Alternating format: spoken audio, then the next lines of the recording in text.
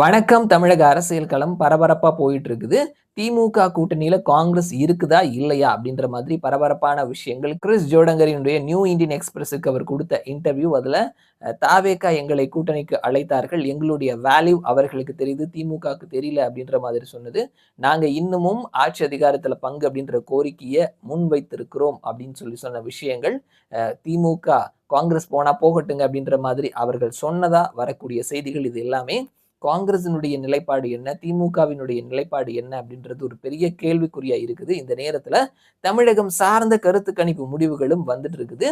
தமிழகத்துல எடுக்கப்பட்ட ஒரு கருத்து கணிப்பு முடிவு. 2, 3 நாளா சமூக வலைத்தளங்கள்ல வெச்சு செஞ்சுட்டு இருக்கக்கூடிய கருத்து கணிப்பு முடிவு அப்படின்னா இதுதான். ஐபிசி தமிழ் அண்ட் துக்ளக் இதயா இவர்கள் 2 பேரும் சேர்ந்து எடுத்திருக்கக்கூடிய கருத்து கணிப்பு முடிவு. அவர்களினுடைய சாம்பிள் சைஸ் 25,000 5 மண்டலங்களா பிரிச்சிருக்கிறாங்க. ஒவ்வொரு மண்டலத்துக்கும் 5,000 சாம்பிள்ஸ் எடுத்திருக்கிறதா சொல்லியிருக்கிறாங்க.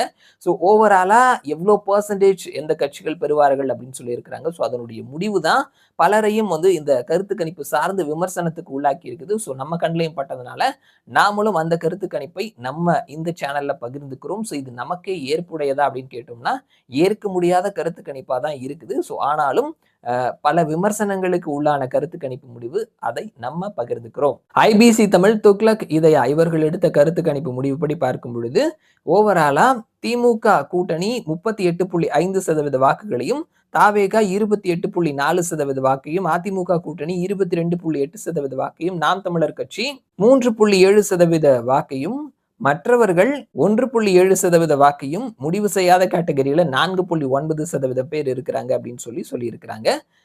இந்த கருத்து கணிப்பை 2 தரப்பினர் கொண்டாடிட்டு இருக்கிறாங்க. திமுக காரங்க 1, தாவேகா காரங்க 1. தாவேகா அந்த 28.4 அப்படின்றத எடுத்து வச்சு கொண்டாடல. அவங்க மண்டலம் வாரியா ஆண்கள், பெண்கள் அப்படின்ற லிஸ்ட்ல திமுகவையும் தாண்டி தாவேகா ஒரு சில இடங்கள்ல முதலிடத்துல இருக்கிறாங்க. அந்த ஸ்கிரீன்ஷாட்டை எடுத்து வச்சுட்டு தாவேகா தான் நம்பர் 1 அப்படின்ற மாதிரி அவங்க ஷேர் பண்ணிட்டு இருக்காங்க. திமுக காரங்க பாத்தீங்களாங்க எவ்வளவு பெரிய கேப் இருக்குது. தாவேகாவுக்கும் எங்களுக்குமே பெரிய கேப் இருக்குது. 200லாம் கிடையாது. 225 தொகுதிகள் வரைக்கும் நாங்க ஜெயிக்க போறோம் அப்படின்ற மாதிரி அவங்க ஒரு பக்கம் ஃபயர் விட்டுட்டு இருக்கிறாங்க. ஜேர்னலிஸ்ட் அண்ட் அரசியல் நோக்கர்கள், அரசியல் விமர்சகர்கள் இவர்கள் எல்லாருமே விமர்சிக்கக்கூடிய ஒரு கருத்து கணிப்பு முடிவா இந்த கருத்து கணிப்பு இருக்குது. முதல்ல தாவேகா இவ்வளவு வாக்கு பிடிப்பாங்களா அப்படின்ற ஒரு விமர்சனம். அடுத்தது அதிமுக அவர்கள் தனியாவே ரொம்ப லீஸ்டா 20% மேல வாங்கி இருக்கிறாங்க.